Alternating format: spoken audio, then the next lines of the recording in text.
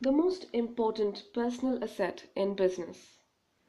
Obviously, the real answer is common sense. But if you don't have it already, you probably never will.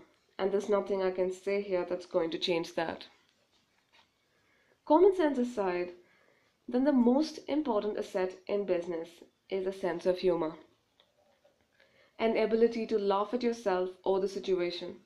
Laughter is the most potent, constructive force for diffusing business tension. So, be the one who controls it. If you can point out what is humorous or absurd about a situation or confrontation, can diffuse the tension by getting the other party to share your feeling, you will be guaranteed the upper hand. There are very few absolutes in business. This is one of them, and I have never seen it fail. John Kennedy probably understood it as well as anyone. He diffused Congress and an always hostile press with a sense of humor, when at times that was all he had going for him. No president since Kennedy has ever really figured it out.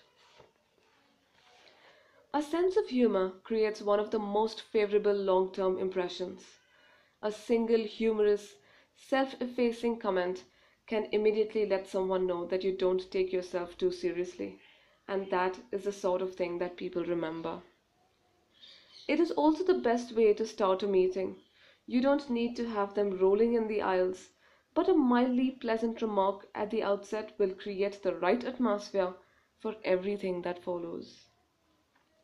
Finally, humor is what brings back perspective, which, next to profits, is the easiest thing to lose in business. Many years ago, the Ford Motor Company went through a period in which the numbers, people literally took over the company and were closing plants left and right in order to cut costs. They had already succeeded in shutting down plants in Massachusetts and Texas and seemed to be relishing their newly found power. Robert McNamara, who was president of Ford at that time, called a meeting of his top executives to discuss a recommendation he had received for the closing of yet another plant.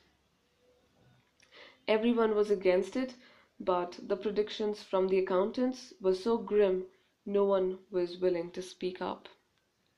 Finally, a salty Ford veteran by the name of Charlie Beecham said, "Why don't we close down all the plants and then we will really start to save money?"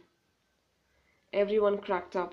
The decision was made to postpone any more closings for a while, and the bean counters went up to working for the company rather than running it.